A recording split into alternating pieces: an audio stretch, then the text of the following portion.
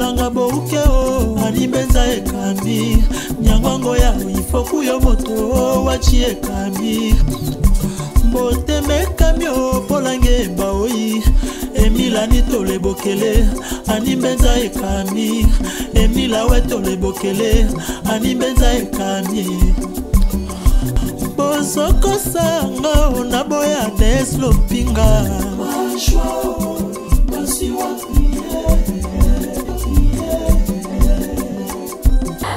Bonjour, bonsoir, ça dépend la RE émission Kokomelabino, vous qui nous suivez sur internet, nos amis internautes. Je vous salue partout où vous êtes, nos amis de Juno le soir. Vraiment, ça fait un bail, vraiment, toute qualité suite. Il y a Makambukaka, Yamboka, mais aujourd'hui, j'ai pensé à vous, Nalobi, Nana, tout analyser, tout solo là, tout nous vraiment, Ezakoleka. Alors, Makambezakoleka, vraiment, Mbutu, il y a vraiment de nouvelles, il y a musique, il y a des nouvelles religieuses, il y a des nouvelles politique, il y a beaucoup de nouvelles. Alors, Torosimba, ndambu pour vous informer, vous allez kaka Nathan pour être aux chaînes nabiso vraiment tout ça qui est spécialement pour na ba alanga nzembo mais lokola makamundo les autres qui vraiment essengeli to kota kota. Balbum ezako bima tellement ébélé mais Covid-19 emeli balbum wana. En tout cas, il y a un peu divergence ébélée entre l'artiste na base mikolo ute koleka bomola ki vraiment pasteur Denis Le Salinga ko zwa base na ye ya kokota soit disant zokumisa Fally Ipupa ko imene ba Ranson tous les musiciens en tout cas sangana ki lokola mutu moko pona ko répondre ye alors na moni abandi moi ko ke na ba base na ye malembe et bino moko bolandi ete babimisi ye azali moto la bakisi et pasteur moko auti Congo central aye ko démontrer ko ça la démonstration il y a été tous les pasteurs congolais sauf personne on a S pasteur Oyayebi et y compris la cité Denis Lessé a démontré qui s'y a Denis Lessé alors Denis Lessé espérons que pour le moment à quoi cause la tana mondimi mon côté si les Congolais bazali penza bateau oyobayokaka évangile donc Denis Lessé par terre sur le temps où Nzambe a exposé pour Azala Lisusu Nabatute. Bande Kobalandi, vraiment, nous le banayebite régis sur le rose, la telle Brit Moko ya pasteur Ngefa, Bisika o alobaki ke muturoko la Denis Lessé a coupé Kozala na mutute parce que il faut te bakaete et ça n'est pas si mingia des pasteurs sorciers, des pasteurs marabouts, des pasteurs féticheurs, mais baya bato babanda côté la biso misapi na côté à stade de martyr wala nzango ezakani na ponga bi wala banda côté le mamingi wala au moins zo le mama tali sali sapi batie alik makanaki l'Autriche et rata jamais obi batongo tali sapi be ba hôtel so chance pasteur Didier ba hôtel sa chance batongo belé le ba koma ba sakoli bakoma ba sakoli vraiment monde à l'envers hein donc ils a pas mingi to le kila lombango comment on a été Nicolo vraiment faire rigolo azala ba tourner na ye Azako Bima et moi polémique moko zali ko salama donc on ne sait pas tout le banini balobi faire rigola Fally Ipupa côté que la boîte moko na boîte là batie nzembo ya faire rigola Fally à les face à kangi face donc vidéo les akoleka metolobi botika ba polémique faire rigola la Fally ba binemite ezalinde à Moussala et Kaboli Bango et prévenez que bautaki orchestre moko ezali bongo pa ya grand mot pao ozaki chef la bango sa dirige bango pona comme bango na amour mais que makambebi marake Fally quoi le grand mot pao azala qui semer ya trouble pesa Fally moi si affaire ainsi de suite moi ndenge kaka batu balobaka mais ezala qui pour la bongo te alinga ki bazala ini pour baza artiste congolais au lelo bazo ça la fierté la biso partout dans le monde coup de chapeau à toi faire rigoler le padre, l'homme, vraiment, Kabouya Lobi, Tope Sayo, Bambote, Ebele, na Judeka, adorateur. Vraiment, merci Nayo, na ndenge vraiment au remonté parce que au kita qui manda. Merci encore une fois Fally Ipupa parce que Fally Ipupa ça la tourner, et puis le réseau de Saka va tourner Fally Ipupa ça Covid-19, bilan sur la bande boza co-consommé. Album na o abimisi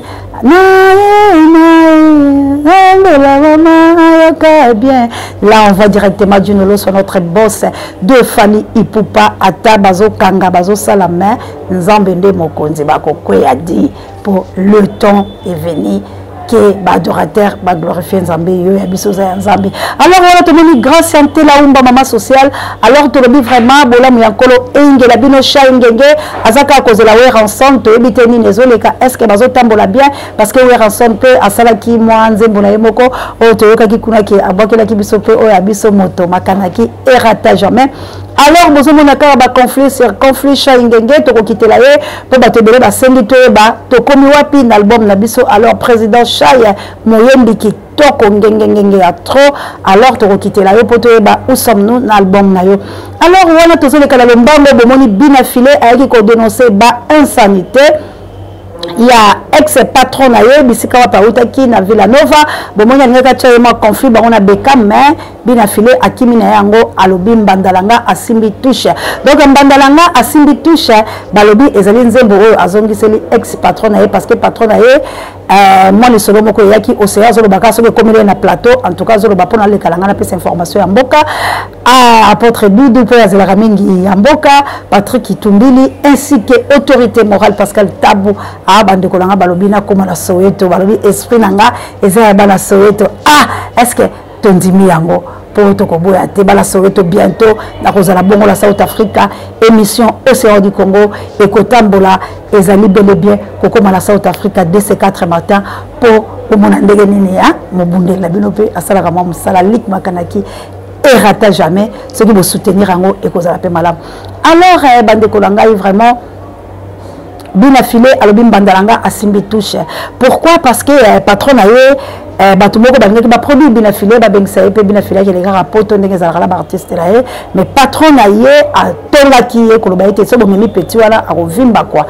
Voice wane comme la qui bina filé alors bina filé a surtout qu'elle bi oh yo za mupe alo lenge nini ndembe moni changement baza so mupete bazongeli ka ndenge bazala ka donc babata makana sima ya kolote ndoko mona mabe sans polémique au sort de la presse azopesa kaka ndenge ba news ezali ndebe moni mbandalanga asimbi touche alors na nzembo la pe mbanda simbi touche boyoki ka babwaki ya biso lik makanaki eratakate na Autriche donc motomoko bien hein mais marqué de poser il y a océan de la presse congolaise pour une raison soutenir Moussa Labiso. Alors merci Nayo vraiment botuna ba désiré na maman Elisabeth voilà bilo bozali pe musika penza na mboka la bilo me bolobi bo soutenir océan de la presse na Moussa na zali kosala merci na bidonyo parce que suite à tant to ko citer bilote vous êtes tellement nombreux surtout vraiment boza vraiment ébélé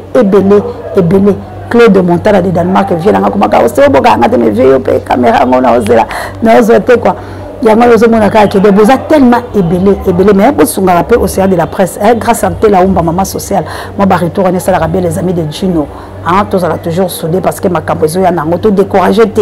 il y a un temps pour chaque chose en tout cas tous à biso po bango na satala tozo ko isa bango hein ils ont peur biso to relaxa bango que nous avons Dieu avec Dieu nous ferons des exploits de ma campozo tokose le toko kenge toko battre record comme en avant hein on a vraiment océan à chambre tout dans ma cambola donc à ozonga na simate quoi toko soutenir pour forcer aller bande ko to le kimbango la matali politique et pour te simaki mo ecclesia mo musique toko yebisa bina bande ko mususu pe mike ba nouvel talent toko zo bango toko solala bango artiste peintre toko luka bango peut ba benga ki ba maman se ozo ki pe bisote en tout cas la zawana artiste comédien on est là kala pete ana dino lo so bozo mo ba gaga ya bande ko la biso ba ko sala parce que ba senga ki ba lobi tout peut ça bango espace comme nous voulons aider la République démocratique du Congo on est là pour tout le monde sauf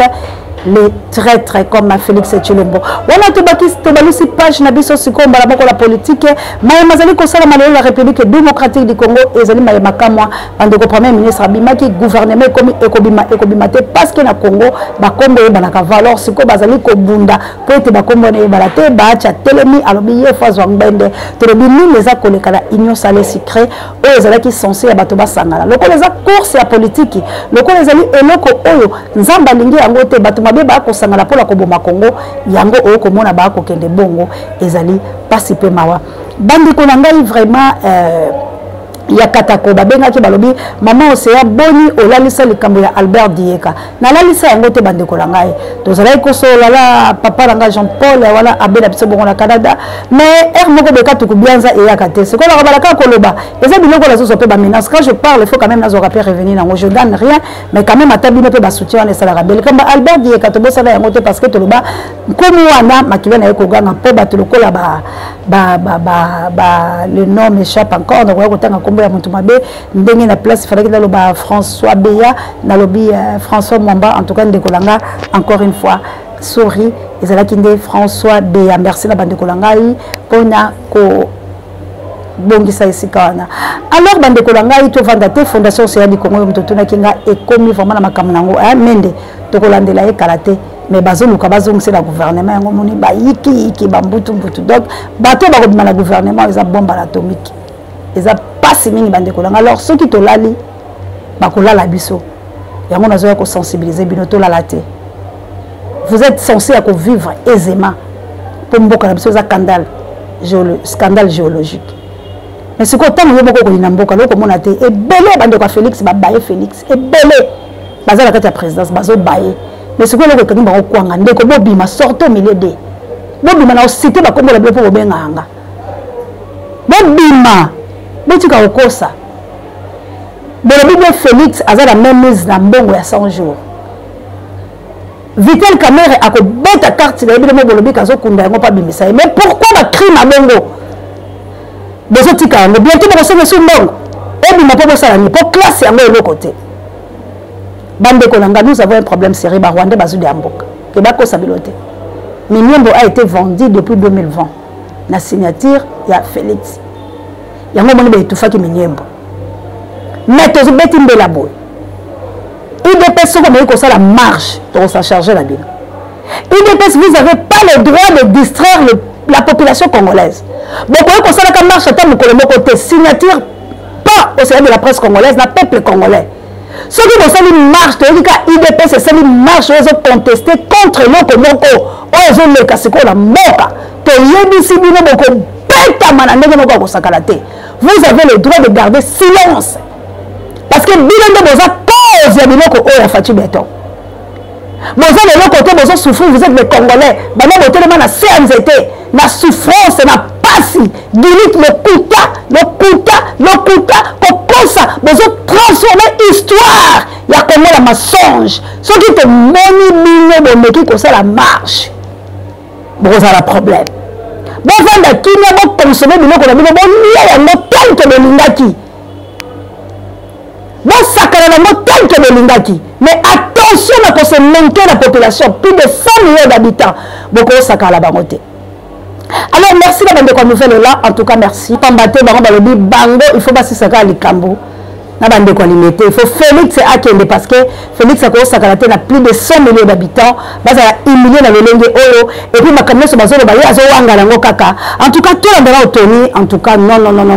moi la mobile euro à l'obaki makabakoloba. Suivez ces vidéos et on se retrouve jusqu'après. Nous ne faisons pas du Congolais pessimiste comme je le disais tantôt, mais nous sommes en train de réfléchir autour du budget que nous avons en termes de ressources propres. Nous sommes en train de réfléchir autour des animateurs qui gèrent la République. Si vous avez des animateurs qui reflètent l'assentiment du peuple, soyez-en sûrs qu'ils ne seront pas, ils seront redevables au peuple. Ils ne seront pas là pour détourner le denier public. Mais malheureusement, c'est que nous constatons depuis 2 ans, s'il faudrait faire un bilan de mi-parcours de M. Tshilombo, 2 ans à la magistrature suprême, il est seulement en train de faire le pèlerinage sans pour autant appeler même des investisseurs, sans pour autant gagner même des investisseurs ici au Congo. Déjà sur base de cette lecture, la corruption qui s'est installée pour avoir cette majorité qu'on qualifie d'union dite sacrée. Déjà vous avez écouté le député national à la personne de Limanemba dénoncer que si le respect de ce que M. Tshilombo n'avait pas dit lorsqu'il les avait réussi à la cité de l'OIA par rapport au JP et autres, et à l'amélioration de leur enveloppe salariale, ils vont quitter l'union dite sacrée. C'est-à-dire, mais si Tshilombo se retrouve dans une posture où, pour consolider cette majorité de l'union dite sacrée, il doit commencer à donner de l'argent, à vider le caisse de l'État pour consolider cette majorité. bande koto comme la na suka na vidéo ya Tony Ndeto tche point final ya pambate wala ezali bandeko bazoya na moto la bango balobi moto mozima mite. Merci encore une fois l'équipe technique wana moni bongo na sima ya caméra ezali bongo kabu ya l'impression ne change pas l'équipe qui gagne. Merci à notre réalisateur Judeka adorateur, merci à notre coordonnateur d'Acosta Mondele El Campo Dieu ne m'a jamais. Merci à Papa Dieu directeur de recherche stratégique et merci à Sango Mokondi parade de mission Bangai Bisika tout bozali. En tout cas merci encore une fois à notre boss Dieu nous le soit na kopé sanga espace au na chaîne na ye que Dieu vous bénisse aux exactants na yo pour combattre baïne na yo et bino tout partout bozali. En tout cas to bakara ki lik makanaki et ratakate bye. Animbenza ekami nyangongo ya ifoku yo moto wachi ekami